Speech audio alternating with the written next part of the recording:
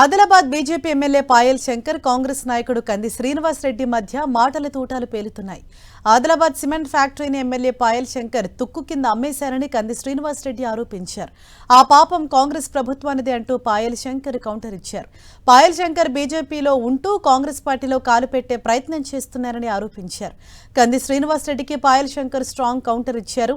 నియోజకవర్గ అభివృద్ధి కోసం రాష్ట్ర ముఖ్యమంత్రిని కాకుండా పక్క సీఎంని కలుస్తారా అంటూ నిలదీశారు.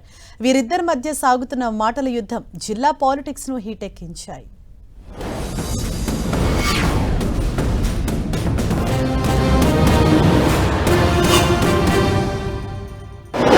ఎమ్మెల్యేగా గెలిచి 2.5 సంవత్సరాలైనా నువ్వు సీసీఐ ఫ్యాక్టరీ తీసుకురాలేకపోయినావు.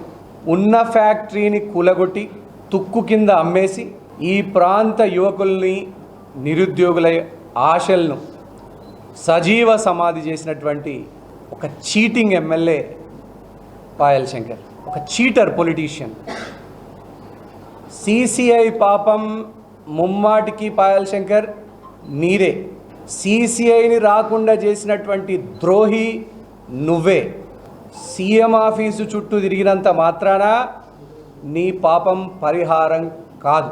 ఈరోజు ఆదిలాబాద్ సిమెంట్ పరిశ్రమ మూతేసింది కాంగ్రెస్ పార్టీ. చిల్లర మల్లర రాజకీయాలకు సమయం వృధా చేసి నేనేదో చౌకబారు ఆరోపణలు చేసి రాజకీయాలు చేయదలుచుకోలేదు. అమెరికాలో అనేకమైనటువంటి మోసాలు చేసి ఇక్కడికి వచ్చినటువంటి కొందరు కాంగ్రెస్ పార్టీ మంత్రులను మిగతా వాళ్ళు కలవద్దన్నట్టు, ఈ రాష్ట్ర ముఖ్యమంత్రి కేవలం కాంగ్రెస్ పార్టీకి సంబంధించిన వ్యక్తి అన్నట్టు రాజకీయ అవగాహన లేక మాట్లాడేటటువంటి ప్రయత్నం చేస్తున్నారు. రాజకీయానికి సంబంధం లేకుండా అక్రమంగా అమెరికాలో మోసం చేసి వచ్చి ఆ డబ్బుతోనే రాజకీయాలు చేయొచ్చని కలలు కన్నటువంటి కొందరు కూడా మాట్లాడే ప్రయత్నం చేస్తున్నారు.